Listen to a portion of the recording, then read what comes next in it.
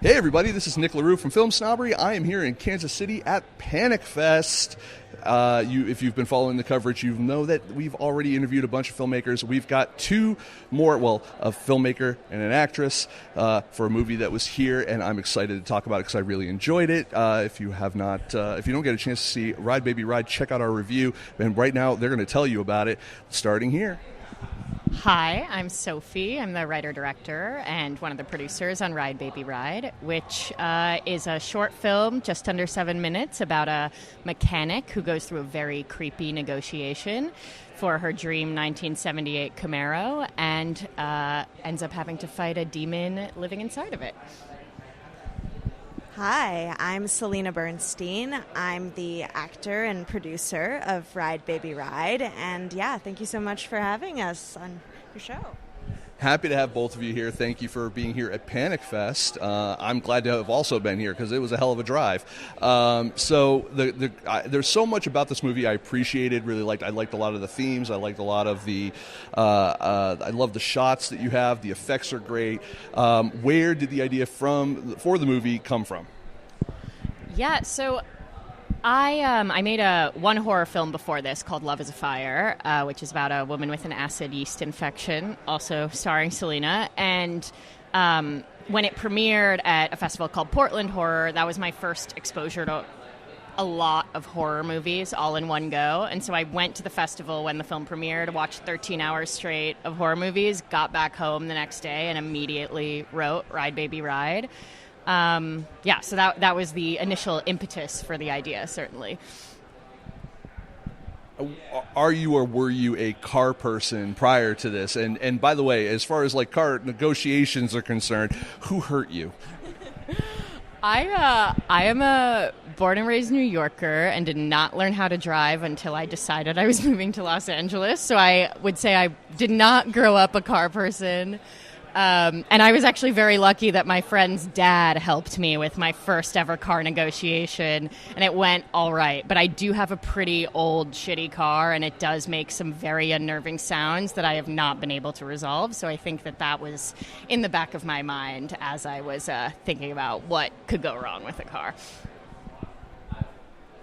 And what was it about Celina that made you think, other than you had cast her before, think that she was the one for this role too? Because it's multifaceted, because you have like this badass kind of introduction, and as someone, by the way, I've done that stare down, not quite as creepy from the man's perspective, but I've done that stare down. I was a used car salesman for years, so I'm so familiar with this. And anytime I run into women specifically who have had bad experiences, I always feel bad, and hopefully going like, I hope I never came off like that guy.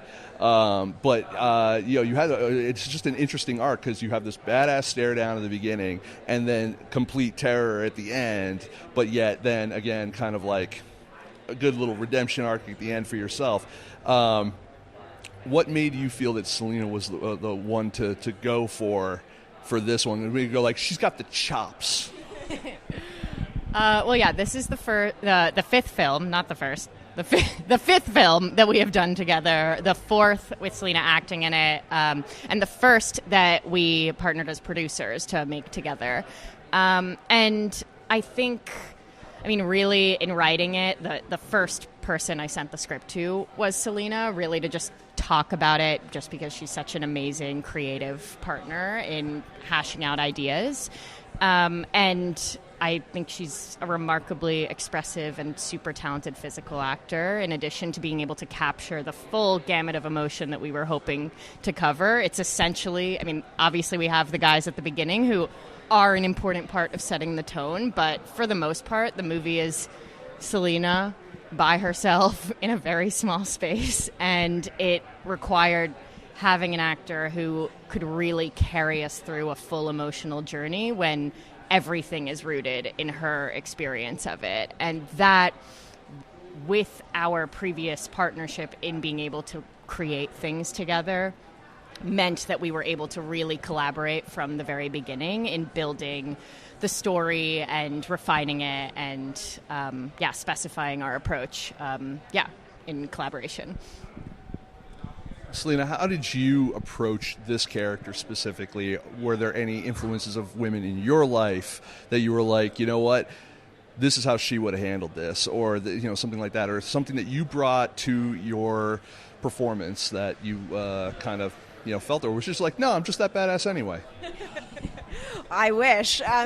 No, that's such a great question. I don't know that there were any specific real women that I based this character off of, but I think my process for this was very rooted in this character and investigating kind of who she was, and I think that we can all kind of relate to her struggle of being underestimated and not seen for who you are. And I mean, what person and woman doesn't relate to that? I think I've seen everyone in my life go through something like that and come out the other end stronger. And I think that that's something that, while I haven't necessarily witnessed other people bringing that, I think it was taught to me by a lot of the women in my life. Obviously, my mom, shout out to my mom always. Absolutely. Got to shout out to mom. But I think that for me, the way I approached this role was, because there's so little dialogue, going from a place of physical first and that emotional experience and through line, and memorizing her actions and all of that as one would memorize lines, and just taking that and rooting it in these very real feelings that I think we all can relate to.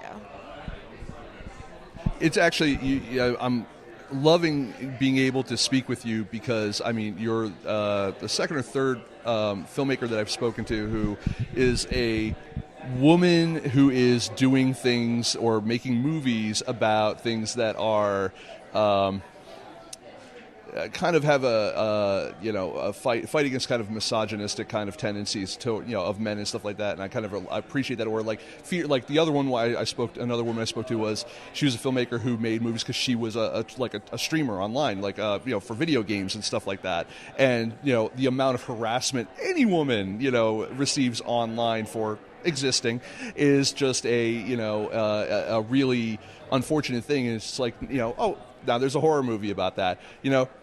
Someone experiencing misogyny when trying to purchase or work on a vehicle, like something that is kind of somewhat considered a man's territory type of situation. Okay, well now horror movie. I feel like you're trying to tell us something, and we might not be listening.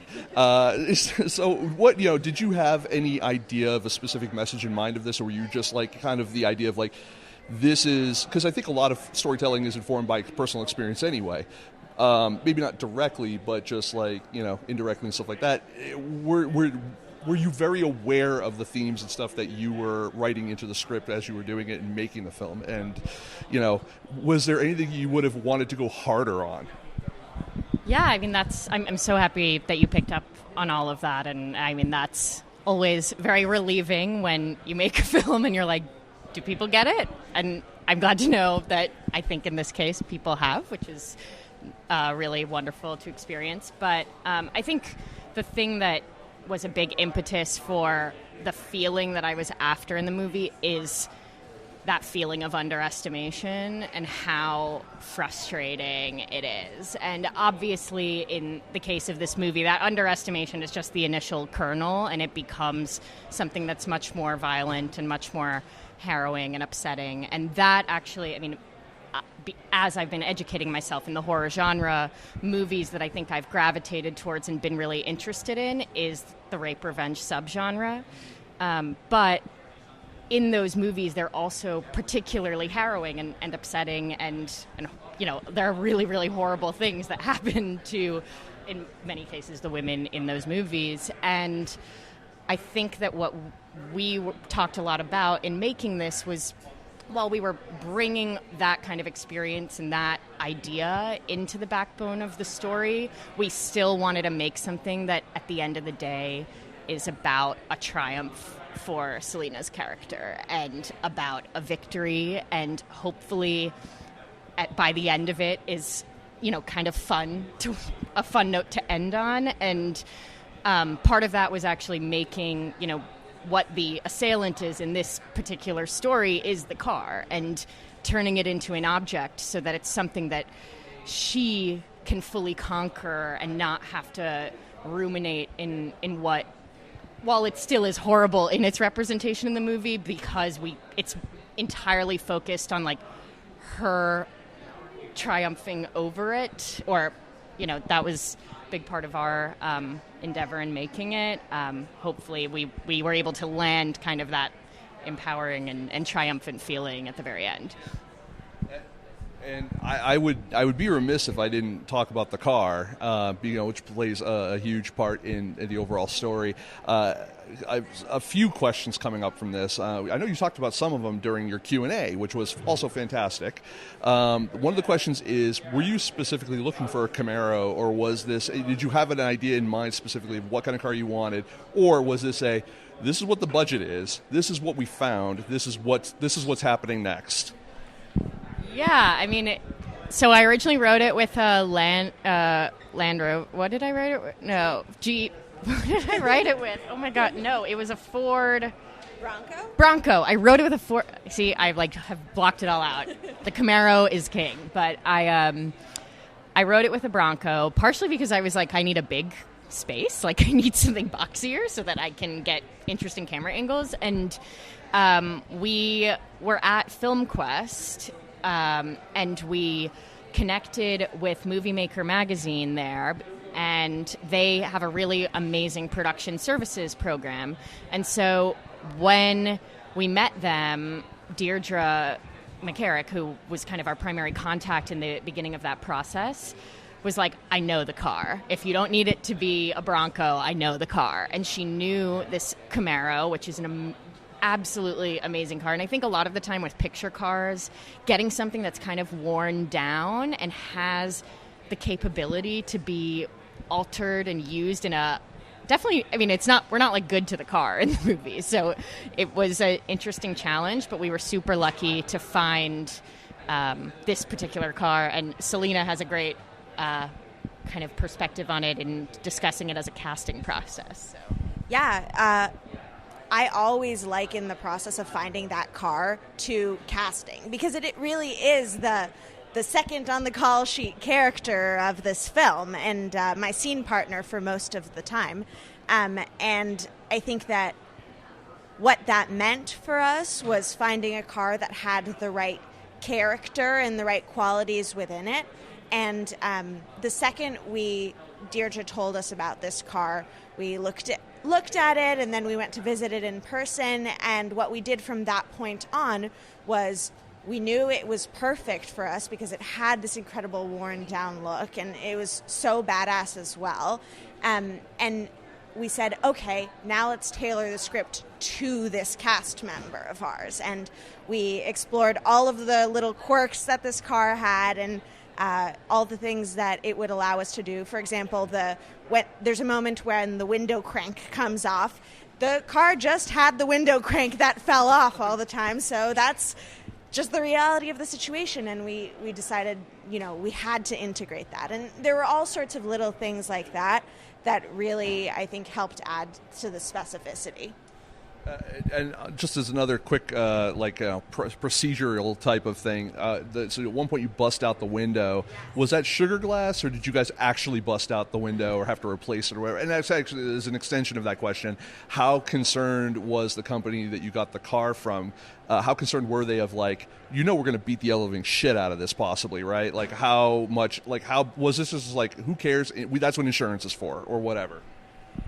No, that was very intentional. The car is owned by this incredible guy, Tony. He's just one guy who owns a bunch of cars out in LA. And he was actually one of the other actors, one of the men. Wild. Yes, he's a wild guy, but he was super open to everything we needed for this car. We discussed throughout the process whether we were going to use a real window or make more modifications to the vehicle, but at the end of the day, we didn't end up doing that much modifying to it. So to get back to your question about the glass, we used sugar glass, and this was really one of my favorite stories to tell about our process, because we had 2 panes of glass, and right before we were about to shoot, one of them broke in half. So, we used it as a test, and it was absolute chaos on set. And I walked in because I was getting my makeup done for that scene, and everyone was kind of panicking about the situation, and I don't know what came over me, but all of a sudden I was just like, it's okay. I know exactly what I'm going to do. I'm going to hold it in place. It's going to be fine. Nobody needs to worry about it. Let's go for a take. And that's what I did. And, was it delusion? I don't know, but it ended up working out, and we got it on that second take. And I just need to echo and shout out Celina for being an amazing actor and producer, because that moment was literally insane when she just came on with that confidence. And to piggyback off of delusional, isn't that what filmmaking is anyway? It's turning delusion into reality. Yes. I love that. You've got such a fantastic setup with that vehicle specifically. And also, I was going to ask also, is it tough being in the vehicle because you're tall as well? And so, like, when you're talking about all the aesthetics of, like, the camera shooting and everything, there's also, you have to be fit in the car. And as someone who, when I met my wife, had a Pontiac coupe, I kind of commiserate. Yes, it was a tight space. I did not come out totally unscathed, not through anyone's fault other than just sitting in a car for multiple hours with, all the weird pieces of it. Definitely leaves you with some bruises, but it was definitely a squeeze. Most of the time it was just 2 of us in there. It was me and our cinematographer, Gemma Dahl-Grossman.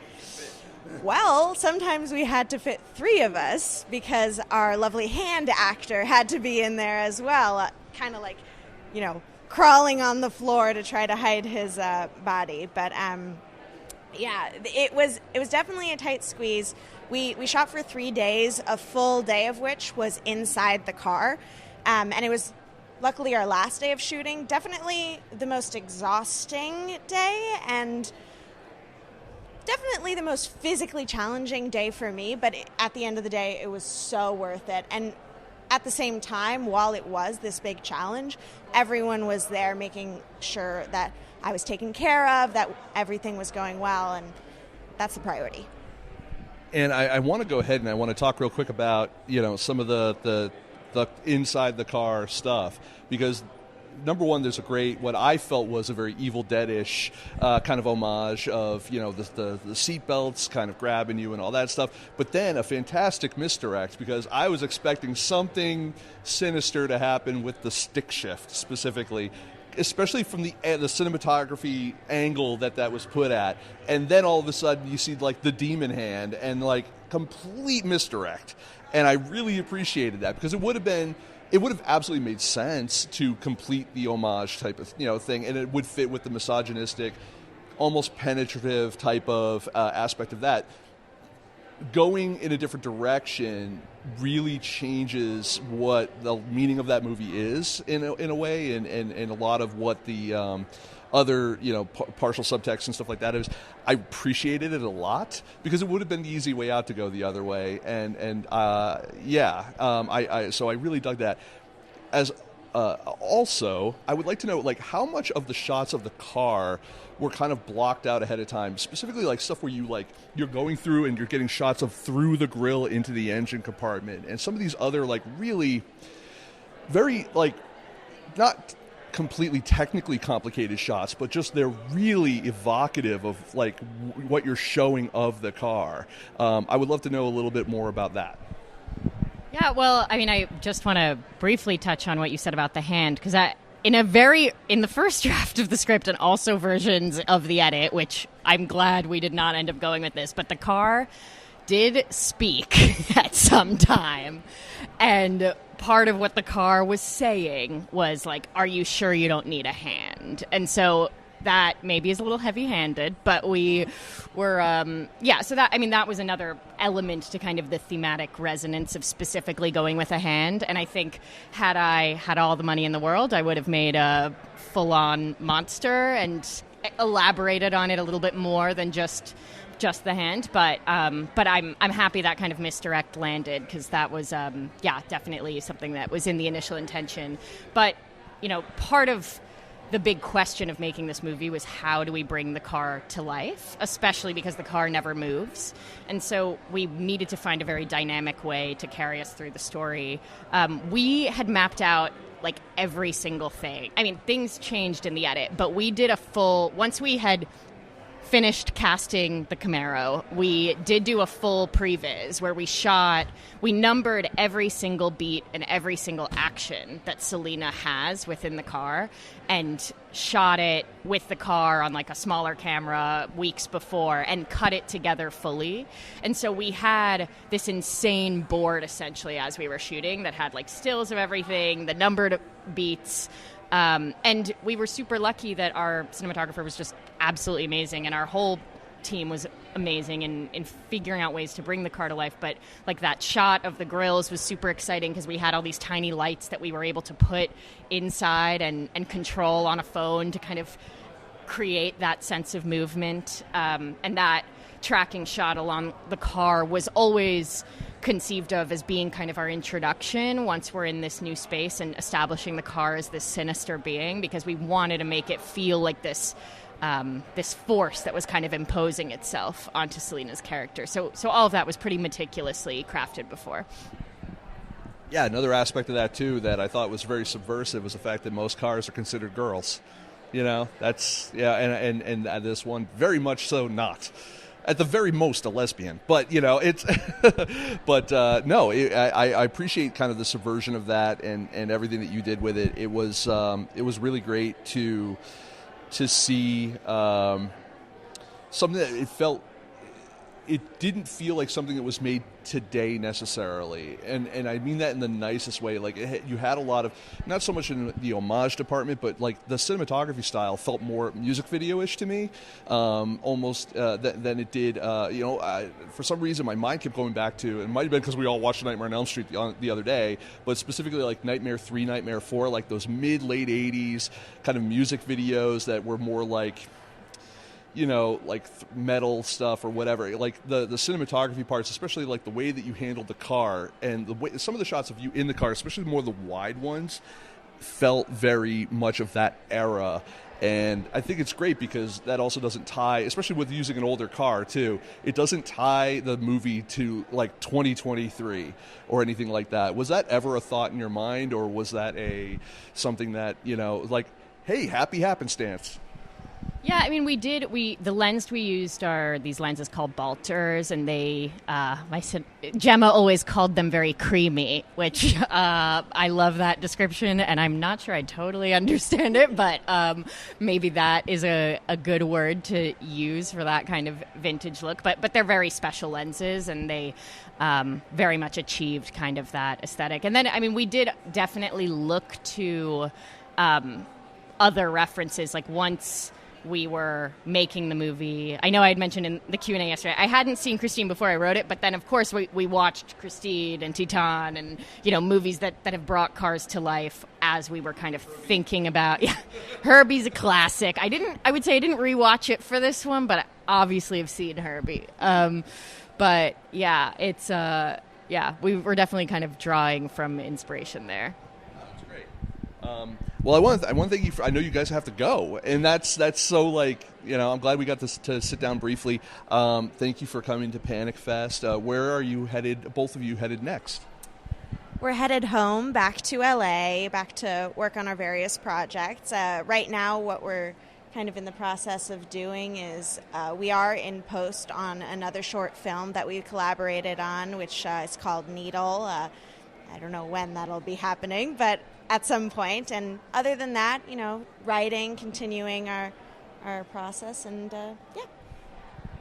Yeah, Needle in the works, body horror, sewing related. Fun fact about me and Celina is we first bonded working in costumes together many years ago. But yeah, so that's kind of on deck as far as the next thing to put out into the world. But like Celina mentioned, just continuing on. And we're doing a play. Oh, yes. We're doing a play.